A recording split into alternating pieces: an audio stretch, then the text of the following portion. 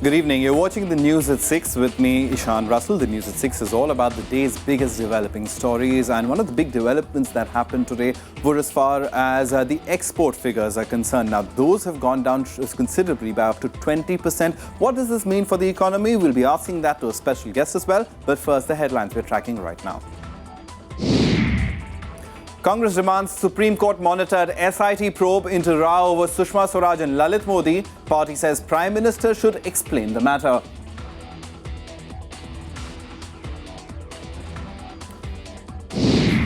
The BJP says it will not have a Chief Minister face for the Bihar elections. It decides it will be Narendra Modi versus Nitish Kumar in the state.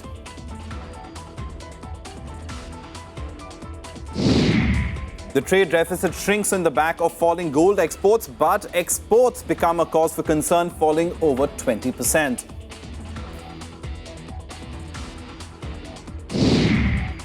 Nasir al-Wahishi, AlQaeda's second-in-command and Osama bin Laden's secretary who masterminded the 9/11 attack, killed in a drone strike in Yemen.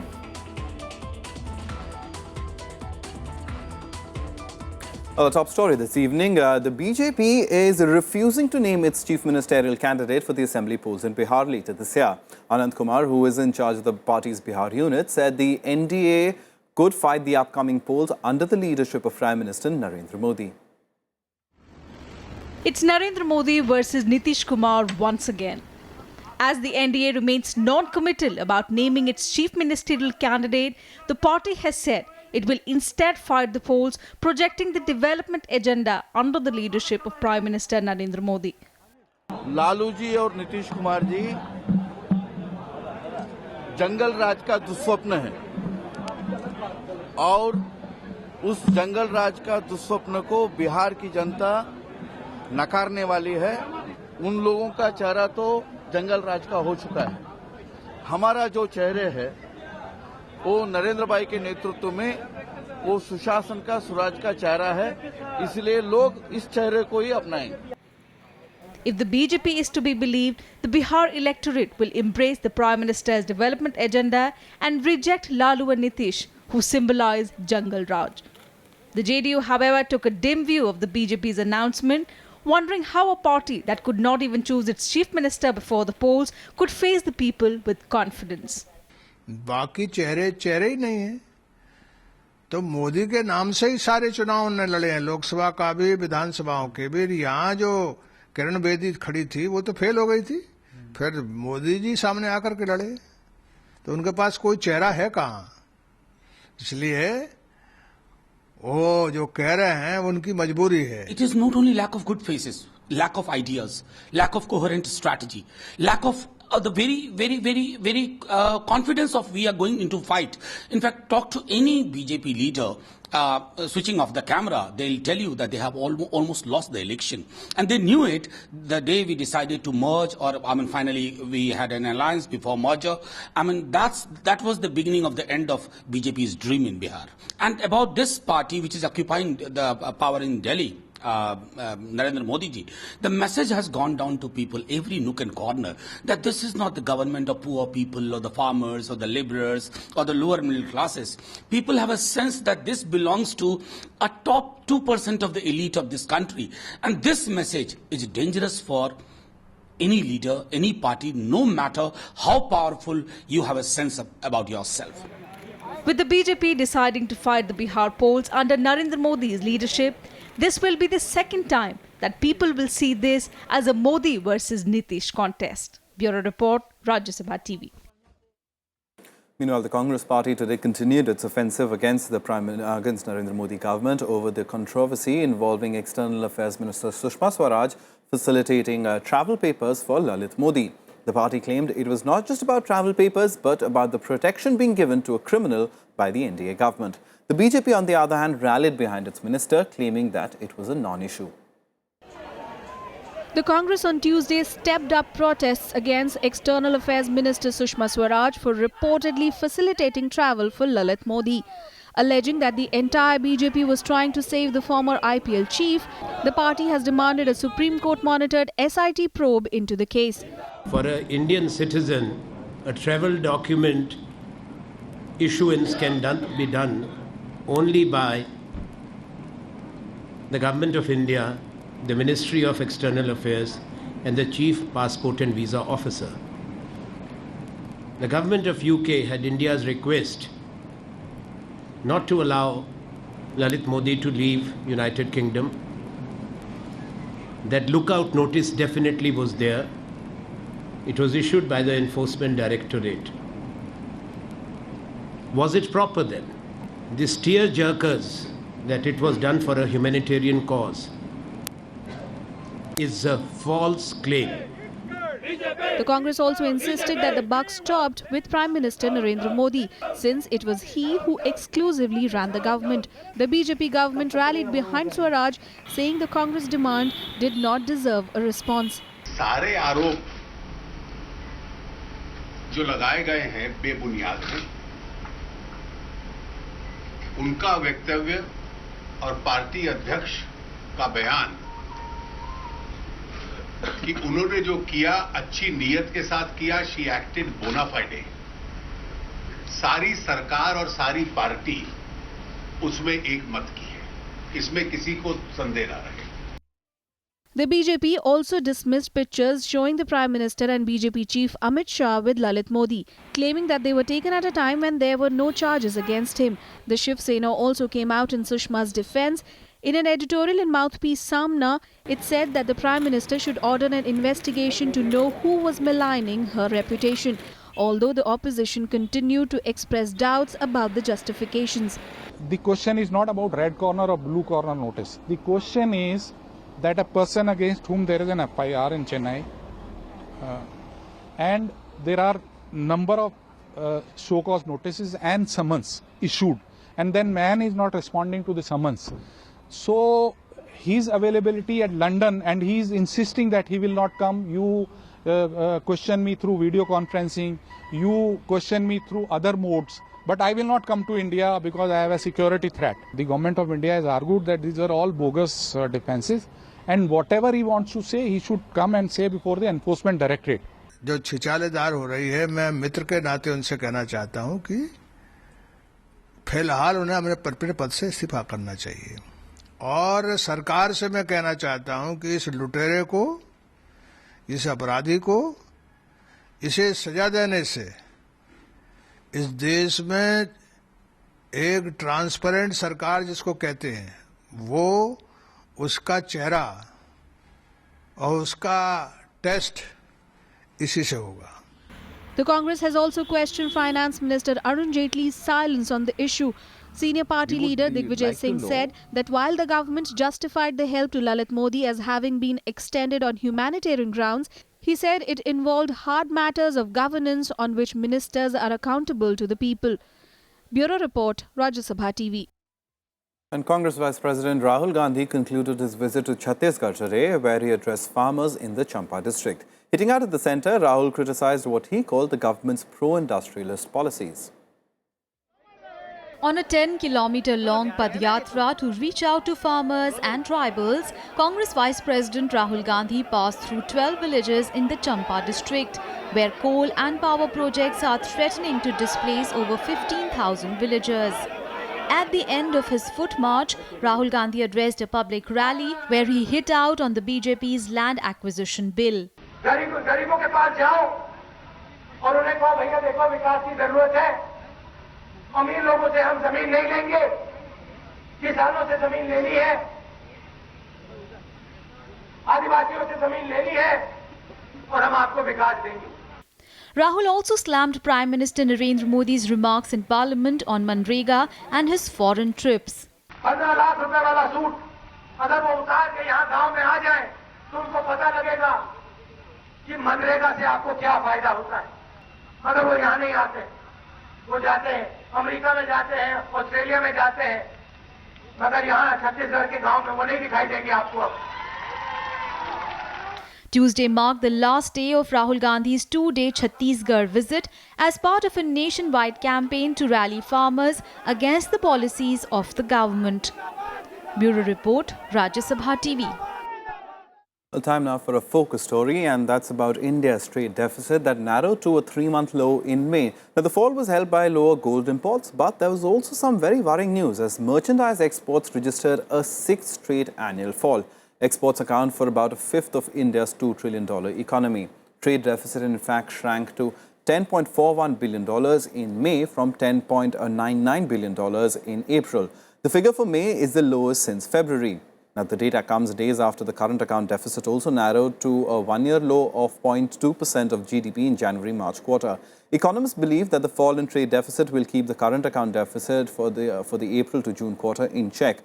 A slump in global commodity prices helped India reduce gold imports by nearly 23% from April to May and has brought down the cost of crude imports. But the country's exports struggle to continue, contracting 20.19% year-on-year to $22.35 billion in May.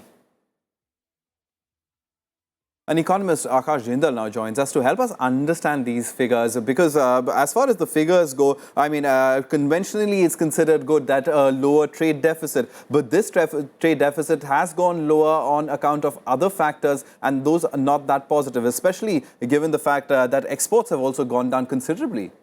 Yes, I think you have put it very well.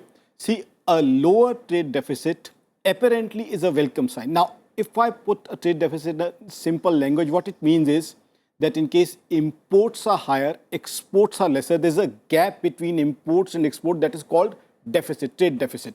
So, if a trade deficit is lesser, it apparently means good signs for Indian economy. And negative, balance of trade, reduction in negative balance of trade is good. But what's the basis for that? Our exports have been reducing, and for the 6th consecutive month, they have been reducing. Now, that's definitely a bad sign. Because, see, these are days of globalization. These are days of global integration. Now, in days of globalization, global integration, where the entire globe is contracting or, in a way, merging, their exports need to grow. See, on one hand, IMF and World Bank say that India, that's their prediction, that perhaps India would be the fastest growing economy in bigger nations in 1 or 2 years. Now, with exports shrinking, can we be the fastest growing economy? So, I think the cause for concern is that our exports are shrinking and we need to do something, not only something, a lot to increase our export. That's the bottom line. That's the message which as an economist I get and which I would like to pass on, that we need to do something to increase our exports, and that's very, very important and pertinent. All right, but how does the rupee also factor? Because after all, it's about the valuation of the rupee, and given the fact that the rupee has also been feeling quite weak, is that one of the biggest factors as far as the slump in exports is concerned? No, it's other way. Rupee has been strong, so that has worked against the exports. Apart from that, there's another reason. Global demand has been weak because, see, globally, these are days of recession. So there are two factors. One, global demand being weak. Secondly, a stronger rupee. In these two, and in the first one, we can't do anything. Second one also, we can't do much. But apart from that, there's a very important third reason that our infrastructure is not that good. Our railroad connectivity is not that good. We are not able to provide 24/7 electricity to our factories, to our highways. That's the main problem. See, let's face it very simply. As far as manufacturing is concerned, we have to compete with China, which is definitely having a better infrastructure in comparison with us. Now, what happens is we don't have broader roads, we don't have faster rail tracks. So the problem is raw materials don't reach factory at time. Right. Finished goods, they don't reach the port at time. So what happens is globally, we don't become that competitive. Then in many parts of the country, factories don't get 24-hour electric supply. How can we compete? And then GST, see, legislation like GST, now we have to see when can we have the passage of GST. I'll give you a very small example within 20 seconds. Now, in India, there are places where in case a truck has to travel 200 kilometers, it has to cross 4 state borders. Right. Now, on state borders, you'll see a truck halting for 6 hours. Now, that's not a truck which is halted for 6 hours. It's Indian economy, India growth story, or Indian exports which we are halting for 6 hours at all the state borders. So, I think we need to do a lot about our railroad connectivity, our electricity. Things like GST are required. And in these days, we can't take chances. We don't have that much time. We need to do things faster. We need to act faster. All right. Yeah, it's good that this government is a positive government. Now we need have faster action in case we want our exports to grow. All right, so manufacturing is a concern, and because of that, because of infrastructure problems, you're seeing that sector is seeing a bit of a slump despite the government's initiatives like Make in India. But as far as the trickle-down effect of all these figures go, how does it impact common men like you and me?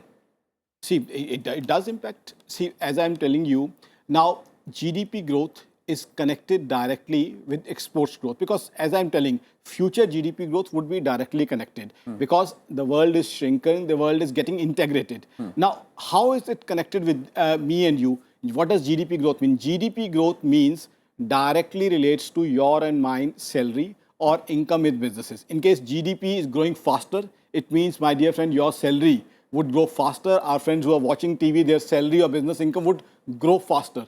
So in case we want more money in our pockets, in case we want lesser expenses, because in case we have a faster running economy and things moving smoothly, goods moving smoothly, inflation would be lesser. So it directly relates to us. In case we can have faster roads, faster rail, then the money in our pockets would be more, our incomes would be higher, our expenditure, inflation would be lesser, and that is something which has already brought cheer to your face, my dear friend, and I think all the friends who are watching TV. Right. So it directly relates to each and every person of us, because what is the balance sheet of the economy?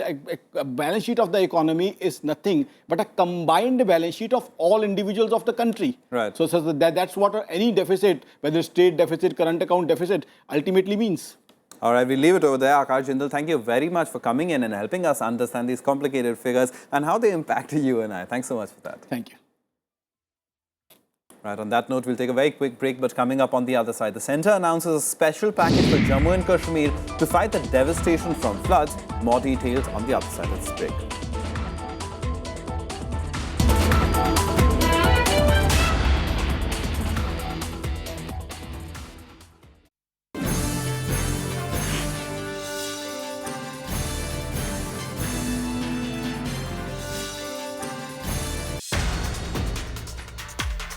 Sushma Swaraj पर लगे आरोपों पर गहराया विवाद। कांग्रेस के हमले हुए और तेज। विपक्ष ने की इस्तीफे की मांग। देखिए पहली खबर, आरोपों की राजनीति, आज रात 8 बजे।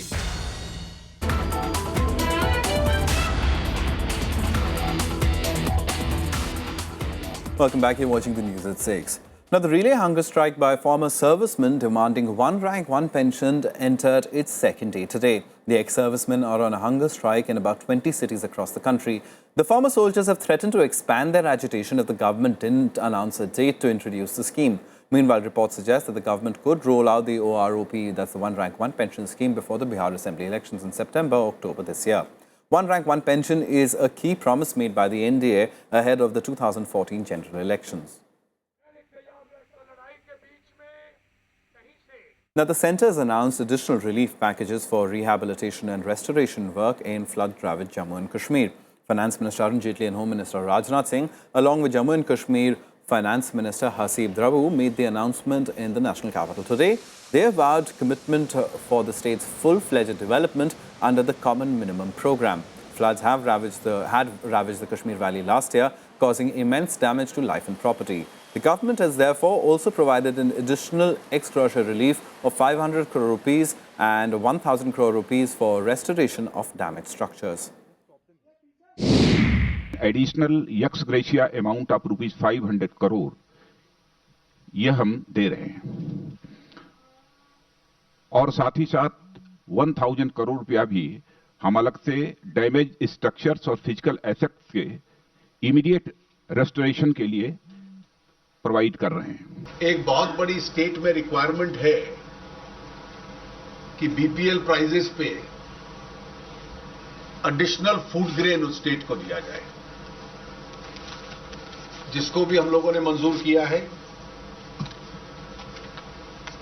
जो कच्चे हाउसेस थे और छोटे घर थे लोगों के, जिसमें प्राय गरीब लोग रहते हैं और सामान्य लोग रहते हैं, जो डैमेज हुए पार्टली या फुल्ली, ऐसे 75,000 घरों को दोबारा रीबिल्ड करने के लिए एक ग्रांट है।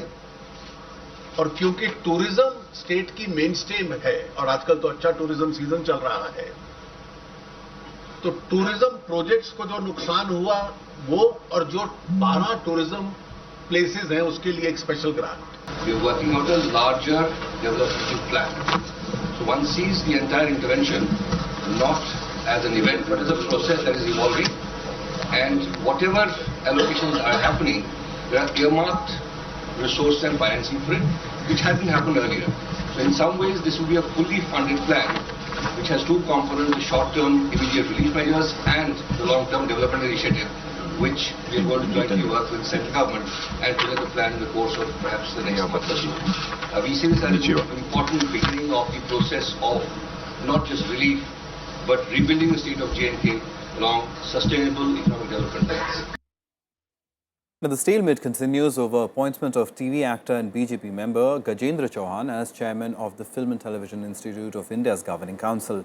The student strike against the government's decision entered its 5th day today. Nearly 150 students of the Premier Film Institute boycotted classes and continued their protest on the campus. They raised slogans against Chauhan as well as Prime Minister Modi and put up posters against them in the premises. The Students' Association had sent a communication to the I&B Minister Arun Jaitley on Monday, but are yet to hear from the government. Chauhan has alleged that protests against him are politically motivated.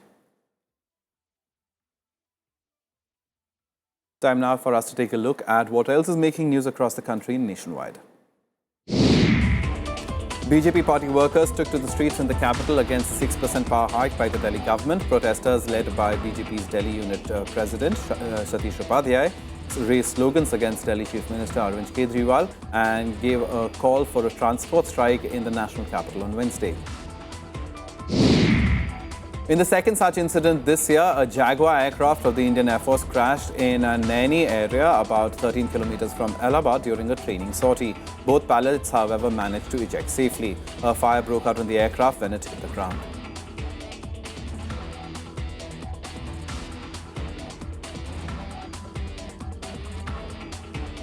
Trinamool Congress MP and actor Mithun Chakravarti surrendered 1.2 crore rupees to the enforcement directorate that he received from the Sharda Group. The actor was paid the sum for his appearance on one of Sharda's TV channels. He was questioned last month by the enforcement directorate in connection with the multi-crore Sharda chit fund scam. A Chinese parliamentary delegation led by the chairman of the Standing Committee of the National People's Congress, Zhang Zhejiang, met President Pranab Mukherjee and former Prime Minister Dr. Manmohan Singh today. The delegation also met Congress President Sonia Gandhi in New Delhi. The delegation is in India to promote the importance of investment, trade, tourism and people-to-people ties and enhancing strategic communication and coordination between the two countries.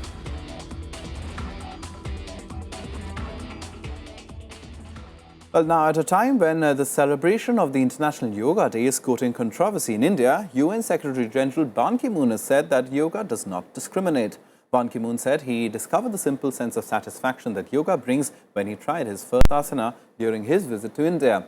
In his message for the first International Day of Yoga to be observed on the 21st of June, Ban Ki-moon recalled that it took him a while to gain his balance, but when he tried yoga, soon he realized that it can be done by anyone. The International Day of Yoga is the brainchild of Prime Minister Narendra Modi, who had mooted the idea in his maiden address to the General Assembly in September last year. Some international news now, and Osama bin Laden's heir apparent, the man who would have led terror group Al-Qaeda one day, Nasir al-Wasishi, has been killed, in fact, in a US airstrike. Al-Qaeda released a new video where they made the announcement.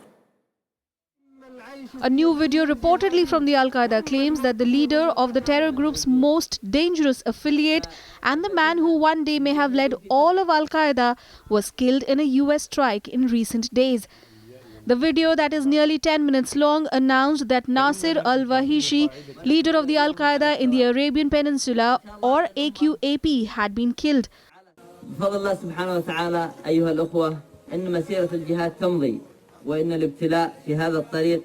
دائما موجود فالذين يجاهدون في سبيل الله ويصابون وتصيبهم اللأواء.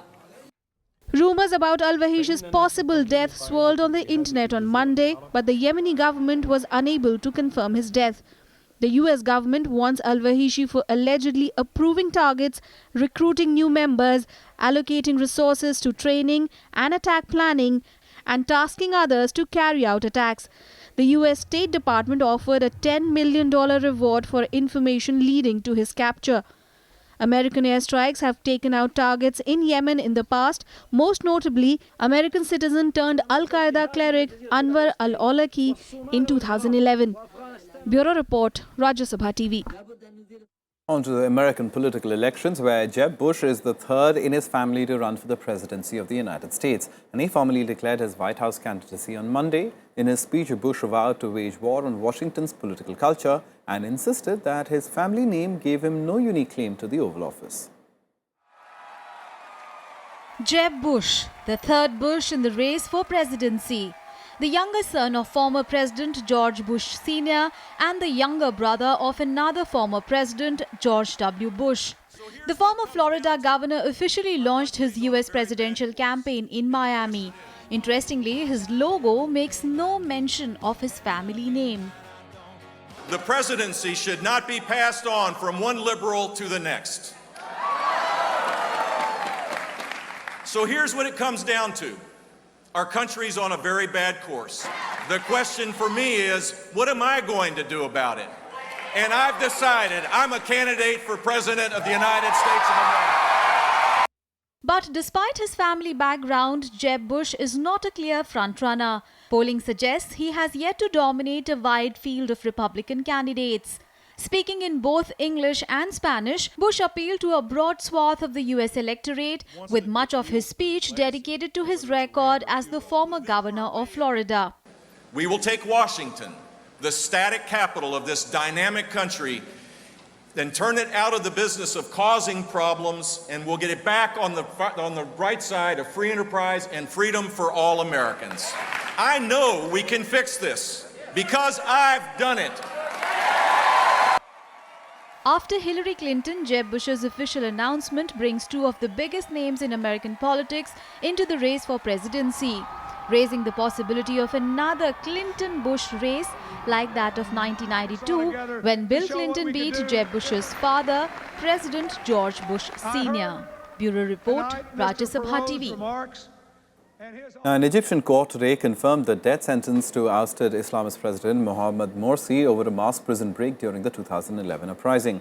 The court confirmed the ruling after consulting with the country's religious authority as required by Egyptian law in cases involving the death penalty. Egyptian law, however, allows the death ruling to go on appeal automatically. The court had last month sought the death penalty for Morsi after he was convicted of killing and kidnapping policemen during the uprising against the then President Hosni Mubarak. The military detained Morsi, Egypt's first democratically elected president, in July 2013 after mass protests called for an end to his divisive one-year rule.